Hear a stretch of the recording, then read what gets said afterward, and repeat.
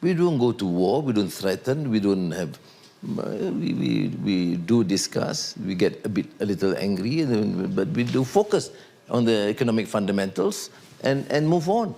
And why is it that we must then single out China as an issue? I mean, that's my only contention. Do I have an issue about it? Yes. But do I have a problem? No. Do we have any undesired tensions? No. So I think we have to proceed with China because it's an important player. They have been very reasonable with us. They take us seriously, more seriously than many of the countries of our old allies and friends.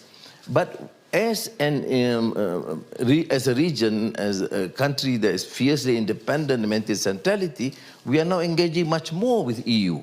Yeah. And we have been saying the EU, this is a new grouping that we have to work together. With BRICS, yes, why not? I mean... Before we get back to the video, let's set the stage. Malaysian Prime Minister Anwar Ibrahim, while speaking at the World Economic Forum, stressed on the importance of Malaysia joining BRICS. Watch this. Let me ask you, of course, there's a lot of discussion about US-China rivalry and the new role the Global South is playing now in the world. How do you see Malaysia here positioned? You are one of the strong voices, actually, of the Global South.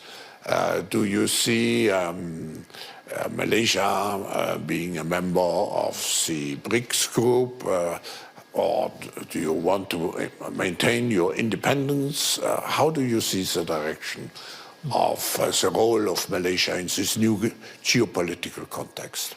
You, in all humility, I'm sure you are better qualified to answer that question. My only contribution would say this. We are an emerging economy. We in ASEAN has this principle of centrality. We engage strongly with the United States traditionally. We will continue to do so. China is an important neighbor. We do not have problems. Of course, people highlight the issue of South China Sea, the border. But may I remind you that Malaysia is a maritime country. We have excellent relations with Singapore. We still have border issues with them. We have excellent relations. I treat the Thais as my family members, the leaders. But still we have some border issues with them. So is with Indonesia, with the Philippines. We don't go to war. We don't threaten. We don't have... We do discuss, we get a little angry, but we do focus on the economic fundamentals and move on. And why is it that we must then single out China as an issue? I mean, that's my only contention. Do I have an issue about it? Yes. But do I have a problem? No. Do we have any undesired tensions? No.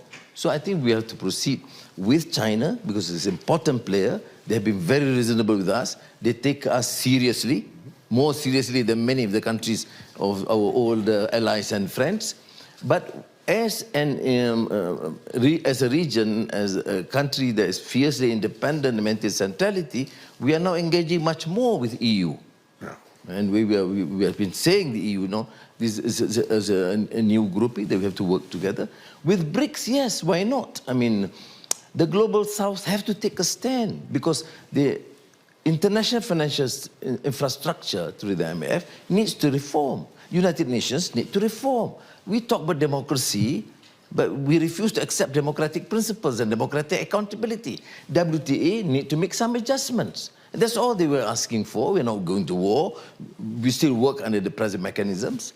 So that's why, to me, BRICS is important. At least there's a mechanism we talk. Not a zero-sum game. Malaysia is a trading nation. We survive, we manage as a trading nation. And to be as friendly as possible with everyone, but we take our position on issue of human rights, on issue of justice, or issues humanity. I agree. That makes you very special, Prime Minister. Now, I come back to ASEAN, and it's the vision of ASEAN 2045. And my question is, do you want to become a group similar to the European Union with a common currency, with an internal market.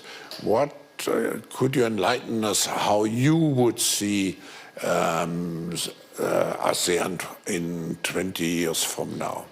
You know, ASEAN leaders are here, so I'm going to be careful. But what consensus have we reached? We have been successful in the past on geopolitical, diplomatic, but we realized in my exchanges with all prime ministers and presidents of ASEAN, look, we have to enhance, what does the Americans say, enhance, the pronunciation is an issue, intra-ASEAN trade, and work together to complement one another. So that is comparative advantage. So the economic fundamentals in terms of trade, investments, to me is important, and the way we negotiate with other countries or regions. But whether we want to then emerge to become like EU is something that we have not explored. Our advantage is to study EU, the successes and the limitations, and we are not too concerned about the political setup. We are more concerned about the economic collaboration.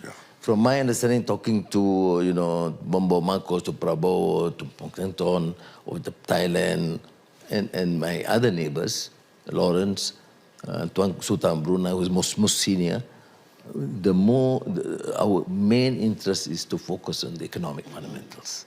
Whatever it takes, digitalization, AI, and energy transition, investments, trade, I mean, that has been the focus. That's a unifying factor, because at the moment you also have to house, if I mean, bring into the same house different political systems in the ASEAN countries. Let me maybe conclude this conversation with a question. You have such an experience, and you are admired for what you are doing. What would you wish a political leader, what would be the main characteristics of a political leader today, in today's world, which is fast moving? What do you feel, what makes a successful political leader today? I have not been successful in the past. I've spent more time in jail than outside. So, but in the last 2 years, of course, I've been given the mandate. I think the issue of governance, democratic accountability is important. Leadership, to me, must set that example.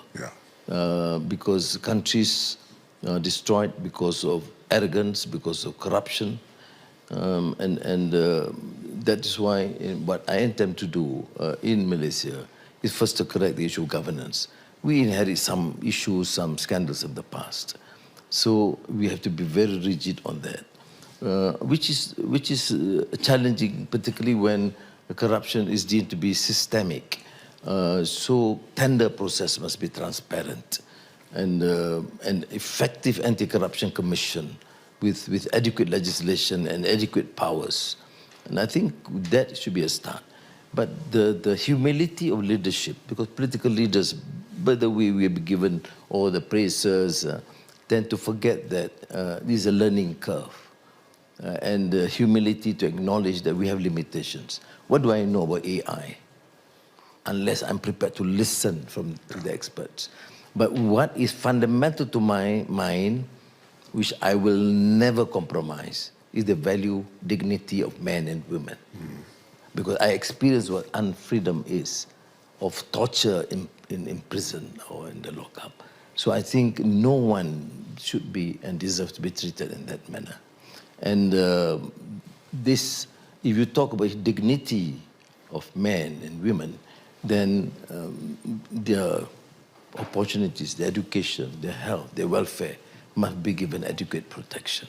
So these gross inequalities, to me, the unbridled capitalism must come to an end as far as Malaysia is concerned. Of course, it's generally capitalistic in the system, but then there must not be this issue of oligarchy and cronyism that would destroy the basic fundamentals, what we mean by freedom and democratic accountability. Yeah. That's, Prime Minister, that's why I personally prefer to talk about entrepreneurialism and not capitalism. I think Yes. and I usually would define it as stakeholder entrepreneurialism, which means the World Economic Forum coined a motto, I think 40 years ago, shortly after I had created the organization, which is entrepreneurialism in the global public interest, which means prosperity is driven by entrepreneurs, and you need this innovative force of business and industry, but ultimately it always has to serve the global society. And on this note, I want to thank you for making yourself available for this discussion. I'm looking very much forward to continued success, and I'm looking very much forward to seeing you, hopefully, when you conduct, I think you have 2 summits, one in May and one in October. And we wish you, on behalf of everybody here, we wish you all the best. Thank you very much.